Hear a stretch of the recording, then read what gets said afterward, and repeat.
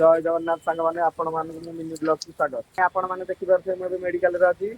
मु सकाळ सकाळ बेपार को बाहर के आसला टाइम रे गोटे भड़ाटे बाजला मेडिकल भड़ा आ मेडिकल फेणी कोन हम ओडिया लोक नुहे आज्ञा से बंगाली लोक तांकर कोन हेछि ना हमर मंदिर दर्शन करिया जगन्नाथ मंदिर जाइतिले सेठी हमर माकड़ कामुडी देछि तो सेति पे कहले दादा चलंतु हम गोटे वैक्सीन देके आसे बड़ मेडिकल जे हम लागा चलंतु सकाळ गोटे बड़ी गोटे बाजछि आज्ञा देखिया भगवान का आशीर्वाद दिन रे कोन बेपार हो दादा जय जगन्नाथ जय जगन्नाथ।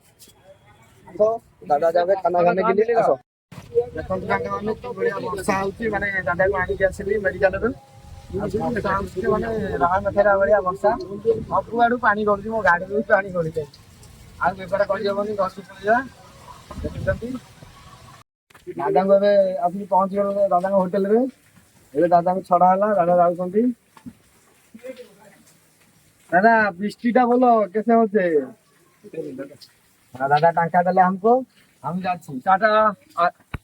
খুব ভালো লোক, আপনারা সবাই আসবেন এর সাথে, ফোন নাম্বার নিয়ে এর সাথে दादा का যাবেন। आशीर्वाद আছে খুব ভালো ছেলে, আশীর্বাদ হইলো। ঠিক আছে ভাই, ଏବେ ଦାଦାଙ୍କ ଆଶୀର୍ବାଦ ଟା ମିଳିଗଲା ଆମେ ଏବେ ଚାଲିଲୁ ଘରକୁ। ଏଇ ଯୋଉ ବର୍ଷାର ବେପାର କରିହବନି ପୁରା ଗାଣ୍ଡି ମୁଣ୍ଡ ଫାଟିଗଲାଣି। ହଉ ଆଜ୍ଞା ଘରକୁ ଗଲେ ଦେଖିବା ଦେଖା ବି ଦେଖନ୍ତୁ ବର୍ଷା ଏବେ ବି ଦେଖନ୍ତୁ ବର୍ଷା ଛାଡିବାକୁ ନାହିଁ ବର୍ଷା ଏବେ ବି ପକଉଛି।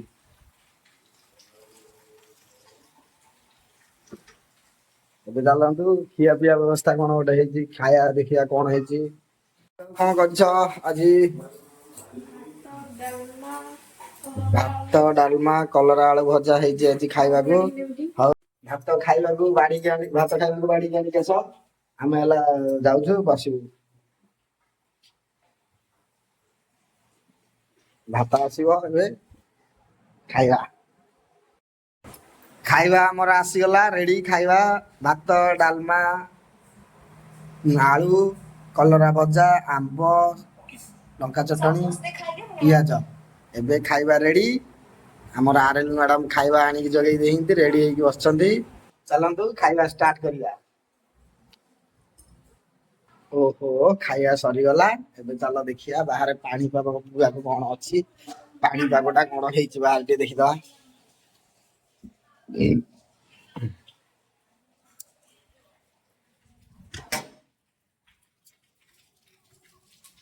ହଁ ବର୍ଷା ଛାଡିଗଲାଣି ଆଉ।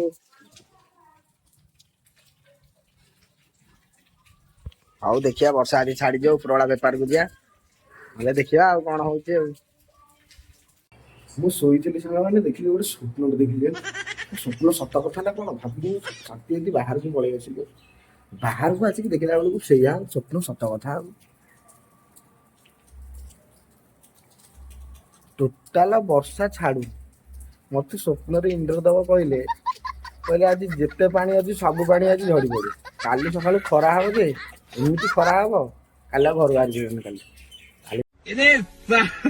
କିନ୍ତୁ ସତ କଥା କହିଲି ମୋ ସ୍ୱପ୍ନ ସତ ହେଲା। ମୁଁ ଉଠିକି ଆଇଲା ବେଳକୁ ବର୍ଷା ହେଇଛି ଶୋଇଲା ବେଳକୁ ବର୍ଷା ହଉଥିଲା ଉଠିଲା ବେଳକୁ ବର୍ଷା ହଉଛି।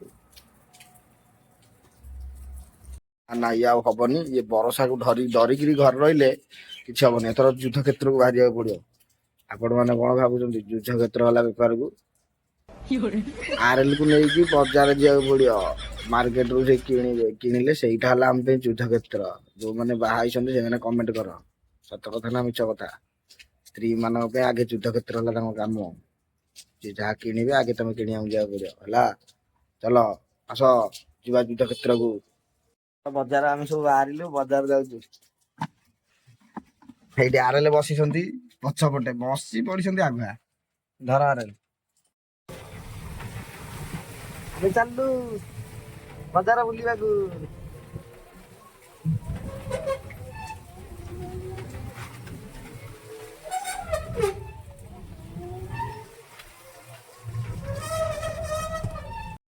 फाइनाली ଆମେ ଆଜି ବଜାରରେ ପହଞ୍ଚି ଗଲୁ। ଚାରିଆଡେ ତ ଖାଲି ପାଣି ବର୍ଷା ଆଉ କଣ କରିବା। ବଜାର ପହଞ୍ଚୁ ପହଞ୍ଚୁ ଖାଲି ଆରଏଲ ଖୋଜୁଛନ୍ତି କୋଉଠି ଲେଡିଜ କର୍ଣ୍ଣର ମିଳିବ। ଦି ପଟ ସାଇଡ ଖାଲି ଅନେଇବାରେ ବ୍ୟସ୍ତ। ଆମେ ଏମିତି ଯାଉ ଯାଉ ବାଟରେ ଦେଖିଲୁ ଗୋଟେ ଲେଡିଜ କର୍ଣ୍ଣର ଆଗରେ ଖୋଲା ଅଛି ନା ନାହିଁ। ମୁଁ ଖାଲି ଭଗବାନଙ୍କୁ ଡାକୁଥିଲି ଲେଡିଜ କର୍ଣ୍ଣର ଖୋଲା ନଥାଉ କିନ୍ତୁ ଦେଖିଲା ବେଳକୁ ତାଙ୍କ ସଫଳ ସତ ହେଇଗଲା। ଆଗରେ ଲେଡିଜ କର୍ଣ୍ଣର ଖୋଲା ଅଛି। ଯେମିତି ଲେଡ଼ିଜ୍ କର୍ଣ୍ଣର ସେ ଦେଖିଦେଇଛନ୍ତି ବାଃ ଭାରି ଖୁସି ହେଇଯାଇଛନ୍ତି ରାଜଲକ୍ଷ୍ମୀ। ଧୀରିକିନି ମୁଁ ଗାଡ଼ି ପହଞ୍ଚିକି ଦେଖିଦେଇକି ମୁଁ ଗାଡ଼ି ଲଗଉ ଲଗଉ ସାଇଡ଼ରେ ରାଜଲକ୍ଷ୍ମୀ ଆଗୁଆ ଗାଡ଼ିରୁ ଓହ୍ଲେଇ ପଡ଼ିବାର ବ୍ୟବସ୍ଥାରେ ମୁଁ ଗାଡ଼ି ଥୋଇଦେଲୁ। ସାଥି ସାଥି ଯେମିତି ତଳକୁ ଓହ୍ଲେଇ ଗଲି, ତଳକୁ ଓହ୍ଲେଇଲା ବେଳକୁ ଦେଖିଲି ଆଉ ରାଜଲକ୍ଷ୍ମୀ ଗାଡ଼ିରେ ନାହାନ୍ତି। କୁଆଡ଼େ ଗଲ ମା? ଦେଖିଲା ବେଳକୁ ଆରେଲ ଗାଡ଼ିରୁ ଓହ୍ଲେଇ ଆଗୁଆ ପୁରା ଲେଡ଼ିଜ୍ କର୍ଣ୍ଣରକୁ ମାଡ଼ି ଚାଲିଲେଣି। ଆଉ ସିଏ ନା ଲେଡ଼ିଜ୍ କର୍ଣ୍ଣରକୁ ପଳେଇ ଗଲେ, ମୋର ଏଆଡ଼େ ଫାଟିଲେଣି କ'ଣ? ସିଏ ଗଲେ ମାନେ ଏଇନା କିଣାକିଣି କି ଖର୍ଚ୍ଚ ହେବ। ମୁଁ କିନ୍ତୁ ଭଗବାନ ଡାକୁଛି ପ୍ରଭୁ କିଛି ନ ମିଳୁ, ଭଗବାନ ମୋ ଦୁଃଖ ଶୁଣିବେ ବୋଲି ଭାବୁଛି ମୁଁ। ଆଉ ଭିତରକୁ ଗଲେ ଯେତେବେଳେ ମୁଁ ଦେଖିଲି ସେଟା ଆଜି ସବୁ ମୋର ସଇଲା। ଆଉ ଆଜି ସବୁ ପଇସା ସଇଲା। ସେତିକି ବେଳକୁ ମାଙ୍କଡ଼ ମୋତେ ଅନେଇକି କହୁଛି ଆରେ ସଲା ଏଠି ଗାଡ଼ି ରଖିଛୁ ତ ଗାଡ଼ି କୁଣ୍ଡ କରିଦେବି। ମୁଁ ସେଇଠୁ କହିଲି ଆରେ ଇଏ ତ ଭାରି ଖତରନାକ, ଚାଲ ଏଠୁ ପଳେଇବା, ଭିତରକୁ ପଳେଇବା, ଆଉ ଇଏ ଯାହା କରୁଛି କରିଥାଉ। ସେଠୁ ଯେମିତି ଆର ପାଇଁ କିଛି ନ ମିଳିଲା, ଆର ଯେତେବେଳେ ଚାଲ ଆଇବର ସେଭ୍ କରିକି ଯିବା। ହଉ ଚାଲ ଦେଖିବା ଆଇବର ସେଭ୍ କରିଦେବା। ଆରେ ଏବେ ଚାଲିଲେ ଆଇବର ସେଭ୍ କରିବାକୁ। ଚାଲନ୍ତୁ ଆଇବର ସେଭ୍ କରୁଛନ୍ତି କେମିତି ଦେଖିକି ଆସିବା। ଆଇବର ସେଭ୍ କରିବାକୁ ଚାଲିଲେ ଭିତରକୁ, ଆମେ ବି ତାଙ୍କ ପଛେ ପଛେ ଚାଲିଲୁ। ଚାଲ ଫାଇନାଲ ଏବେ ଆଇବର ସେଭ୍ ଶେଷ। ଏବେ ପୁରା ହିରୋଇନ୍ ହେଇଗଲେ। କହିଲେ ଏବେ ଚାଲ କେଉଁଠି ଗୁପଚୁପ୍ ମିଳୁଛି ଖାଇବାକୁ ଯିବା। ମାନେ ଫାଇନାଲ୍ ଗୁପଚୁପ୍ ଖାଇବା ଚକରରେ 3 କିଲୋମିଟର ମୋତେ ବୁଲେଇ ଦେଲେ। ଗୁପଚୁପ୍ ତ ଛକରେ ମିଳିଲାନି, ବର୍ଷା ପାଖକୁ କେହି ଗୁପଚୁପ୍ କରିନାହାନ୍ତି। ମାନେ ଗୁପଚୁପ୍ ଖାଇବା ପାଇଁ କମ୍ ସେ କମ୍ 3 କିଲୋମିଟର ଆମକୁ ବୁଲିବାକୁ ପଡ଼ିଲା।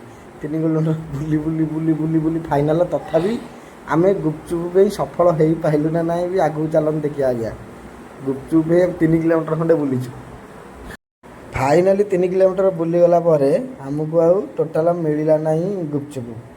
ଆମେ ସେଇଠୁ କ'ଣ କଲୁ, ଗୁପଚୁପ୍ ଆରସା ଭରସା ଛାଡ଼ି ଏବେ ମଟର ଘୁଗୁନି ଖାଇବାକୁ ଚାଲିଲୁ। ଏବେ ଦେଖିବା ମଟର ଘୁଗୁନି ଆଙ୍କର ଫେମସ୍ ବଳିଆ ପଣ୍ଡାରେ। ଆମେ ଖାଇବାକୁ ଆଇଲୁ, ମାତ୍ର 20 ଟଙ୍କା ଲେଖା ପ୍ଲେଟ୍ ଆଣିକି ଆସିଲୁ। ଏବେ ଯାଉଛୁ ତାଙ୍କ ମଟର ଘୁଗୁନି ଆଣିବୁ, ଖାଇବୁ।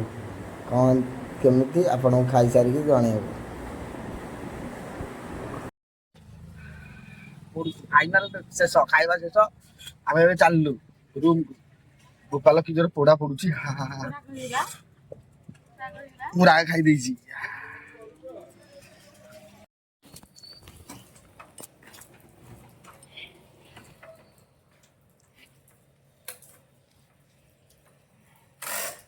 ଅଣ୍ଡା ମଣ୍ଡା ନେଇକି ଆସିଗଲି ଘରକୁ। ଫାଇନାଲି ଆମେ ପଳେଇ ଆସିଲୁ ବଜାରରୁ, ଏବେ ଘରକୁ ଚାଲିଲୁ। ଫାଇନାଲି ବ୍ଲଗ ଶେଷ। ଆଉ ଯଦି ଆପଣମାନଙ୍କୁ ଆମ ବ୍ଲଗ ଭଲ ଲାଗୁଥିବ ଲାଇକ୍, ସବସ୍କ୍ରାଇବ, କମେଣ୍ଟ କରିଦିଅନ୍ତୁ ଗୋଟେ। ଜୟ ଜଗନ୍ନାଥ।